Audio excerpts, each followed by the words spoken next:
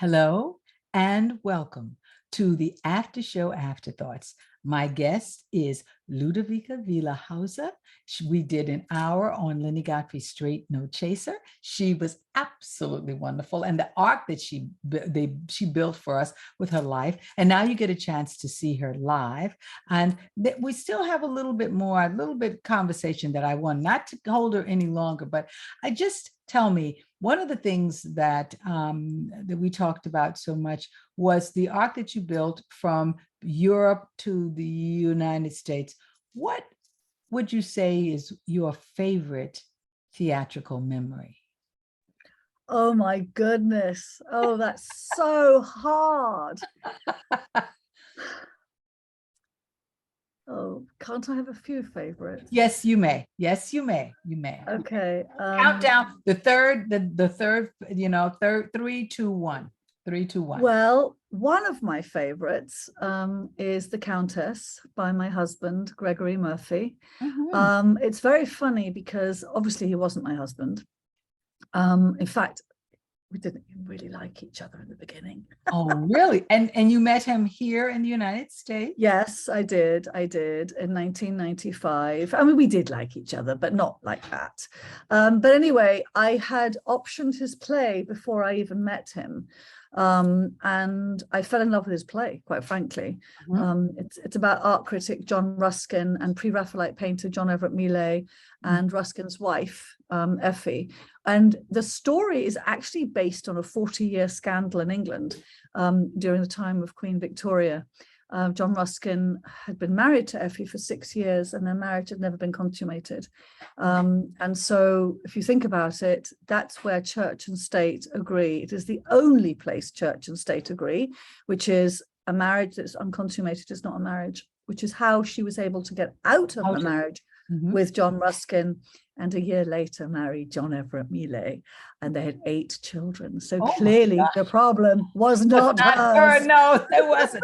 Now we've got some participants in here, so I'm going to allow all of them to talk. I really want to thank you all. I see Patricia is here from the league. Is here. Yes. I'm going to allow Patricia to talk, Mamie to talk, Franz to talk. All right. So you all let me know. You're all muted, and I thank you very much. But when you have a question, try to let me know in the chat, and I've given you the ability to talk at this point. But we're going to keep on with this conversation. So your husband, all right, but he wasn't then. So keep on talking. Well, it's just interesting because the play really is about a very strong woman. And it's actually about two very strong women. One of her best friend, let's say best friend, was Lady Eastlake. And it was Lady Eastlake who convinced her, because obviously one doesn't talk about these things. I mean, not now, but definitely not then. No. You know, and somehow Ruskin had convinced Effie that the problem was hers.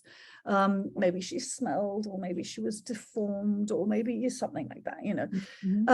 And so it was Lady Eastlake who got it out of her and somehow managed to get her out of the house and to serve him with papers for an annulment. Yes, and she had to go through a test, the same test that Lady Diana Spencer had to go through in order to become Princess Diana, which is a virginity test. So Effie took it to get out of the marriage, and Lady Diana Spencer had to take the virginity test to get into the marriage. I see. And Effie was very, very nervous about the test because she was a very good horsewoman. And obviously her hymen could have been broken with the horse riding. And it wasn't. So she was very, very fortunate. I mean, she literally, her whole left side of her body was paralyzed when she took that test. She was so nervous about it. So my point is, I've always either been interested in work by women or about women.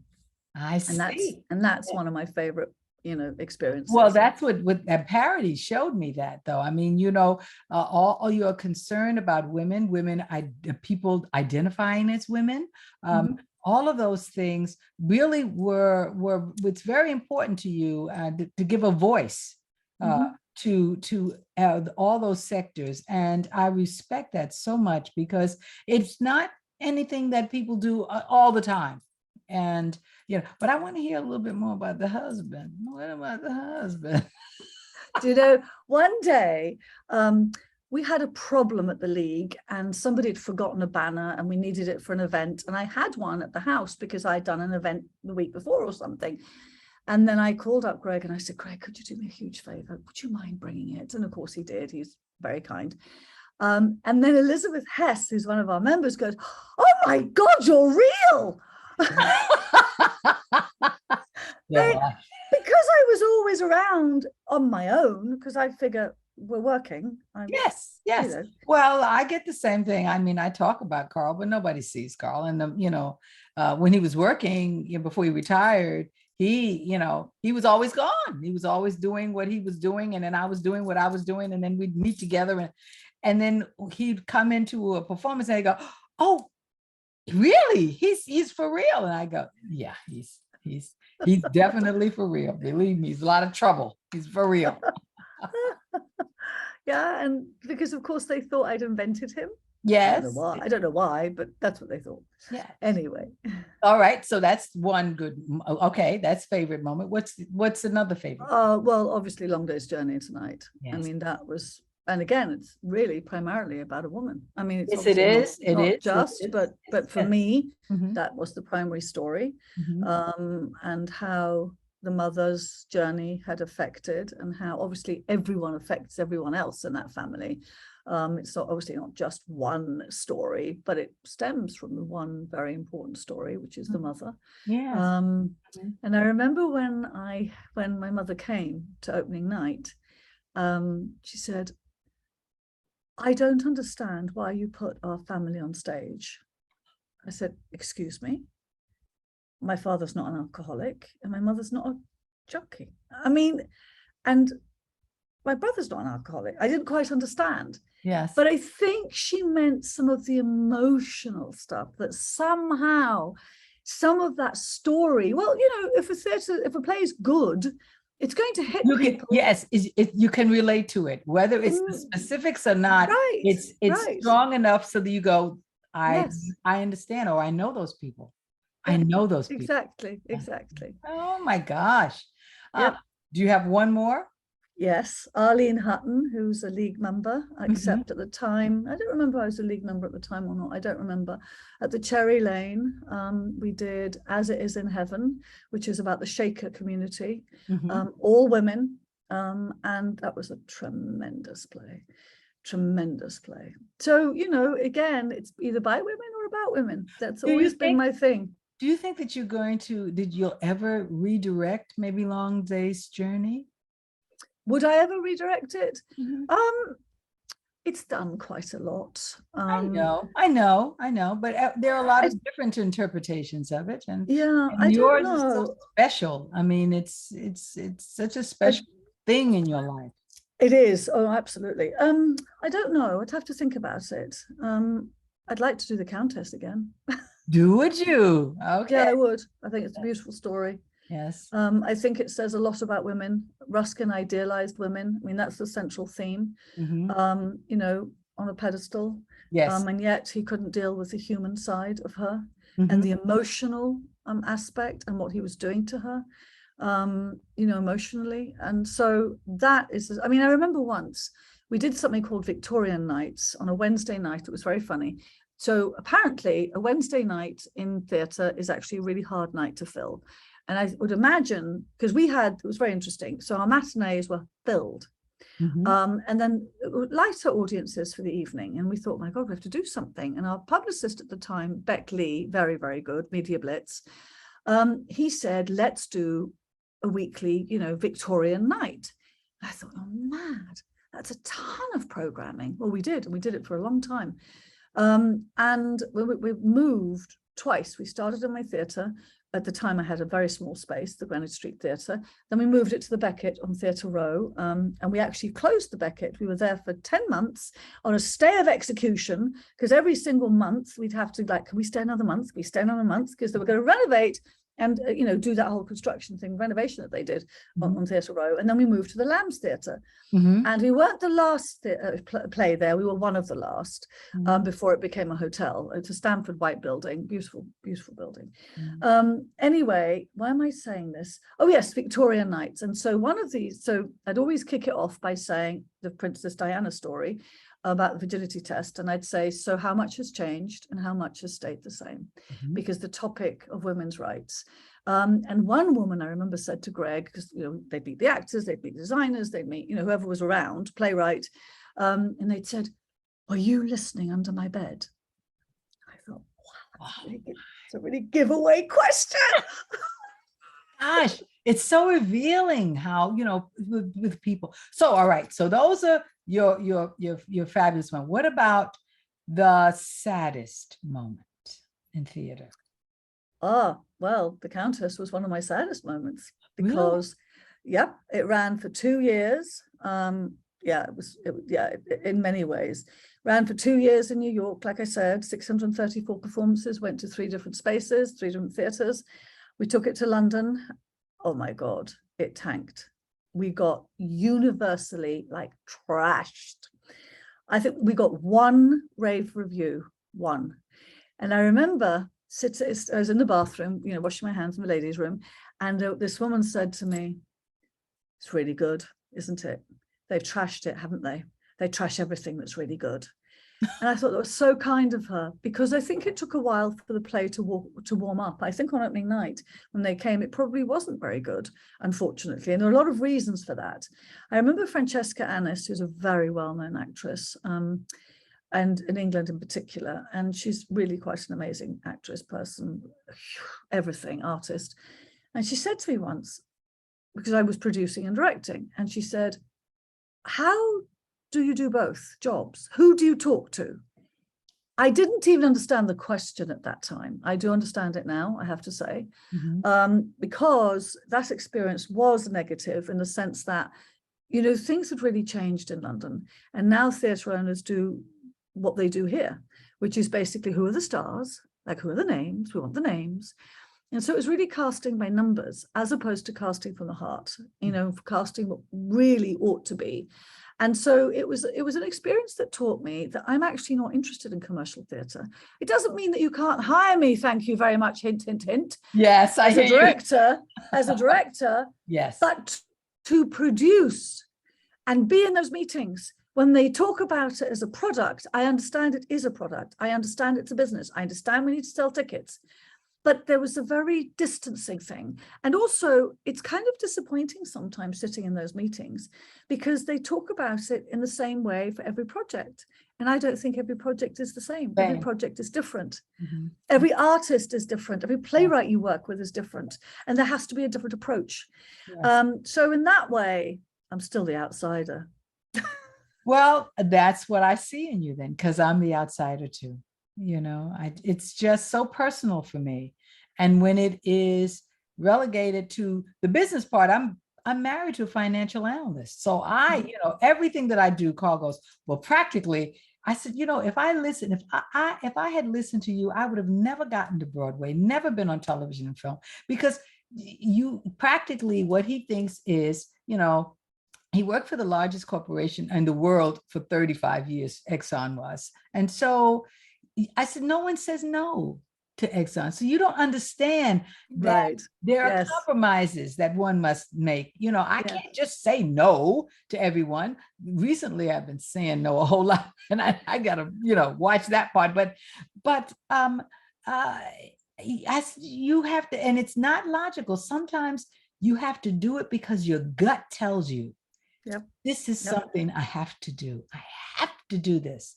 And then there are things that your gut tells you this is not anything that you should do. You're just doing it because, you think it's a good opportunity, or you think somebody's going to see you in it. And man, every time I've not listened to my gut, I've gotten into terrible trouble. It is the tiniest, smallest voice, and it is the voice we must listen to the most. And if all of us did that, this world would be very, very different. Very different, you know. I mean, it doesn't always go the way you want it to go, you know. It doesn't always come, but I think patience is important. Mhm. I'm told recently, just Lynnie, just be patient. A lot of things, you know, are there for you, but you must be patient. And you know, you know me, you send me, you send a request, and I'm right on it. You know, I stop what I'm doing. I go, oh, and the other day you sent me something, and I couldn't find those notes for it. And then after I sent the email, I found the notes, and I went, oh, here are the notes. Here it is. Here it is. Here it is. I'm so immediate with the things that I need to let things saturate, and you know, sometimes and in their own time and in God's time, and not Yep. Yes, absolutely. you know. But it's such an experience. I think what's wonderful about being a part of the league, and I know people are like, well, you talked about this league more. I belong to 5 boards. I love EOA, Essence of Acting. That's my nonprofit. I love Friends of Music. I love, you know, the Arts Quest. I love virtual arts. I love everybody. But this particular relationship is important to me because it's finally you get a chance to talk to people who really know exactly what you're going through every single day. I said to someone, I said, you don't understand. I'm disrespected every single day for some reason about me. You know, whether I'm a woman, whether I'm older, whether I'm too young, whether I'm not pretty enough or I'm too pretty. All right. I said, people think that actors just do that. I said, I get that as a director, as a producer, I get that. And then being all 3,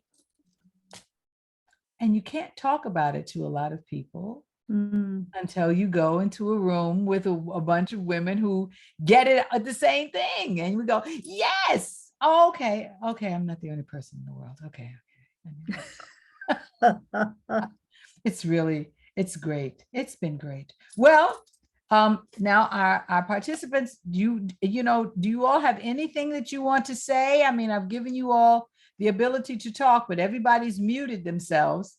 It's been a fascinating conversation. We've both talked you all to death tonight. But it's just been interesting. At this point in time, you know, I'm still exploring something else. Oh, thank you. Oh. Thank you so much. Thank you, Franz. Thank you very much. I will say it out loud. He says, it's an excellent show. That's attributed to you, you know, Ludovica. I do a show every week. So, you know, not necessarily is it me. Oh, yeah, rubbish. You're leading it. It's your show. Oh, no. Well, thank you. All right. No need. All right. But quite frankly, it's just my pleasure to be able to have a voice and have people listen to it. And I thank everyone for, you know, listening and tuning in. And going back, people tell me, you know, I missed it, and I went back, or I went and listened to it again because there were some things that I didn't hear the first time. And so I'm glad that they're available so that they can do it. But I thank you so very much. This has been delightful.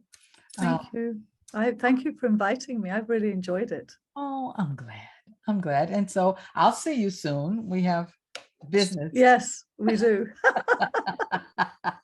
We have so business. Thank you to your lovely guests. Well, thank you. Thank you all for, you know, coming, everyone. It's I really appreciate you all coming in and listening and being a part of this. I really like the webinar factor of it. It's a little bit different than the meeting because it's oh, thank you, Patricia. Hi, Patricia. Hello. And it's Patricia, I should tell you, was one of my sponsors. Oh, wonderful. Yeah, yes, that got me in the league.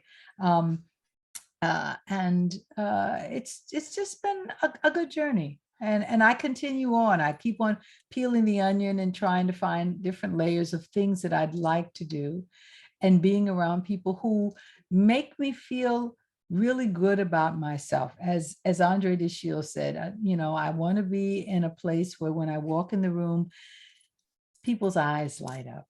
And, you know, that's what I'd like life to be. Yes. That's Yes. what I'd like life to be. I think you've achieved that. Oh, well, thank you. I'm trying every single day. Thank you, my friend. I'm going to end this officially, this recording. All of us can stay here, but I'm going to thank everyone for listening to the after show Afterthoughts here with my wonderful guest, Ludovica Villar. And next week, my last show of the season is with Katrine Helba, and you know she is the other half of this leadership. And you will see, it's like sometimes it's like opposites attract, but they really make it work, and I'm so very proud of them. So thank you very much, everyone. Thank you. You're welcome. I will sign off then. Thank you very much. Have a lovely evening. Well, no, you stay right there. I'm going to say goodbye to okay. everyone. Stay right there. Goodbye, everyone, and we'll see you next week.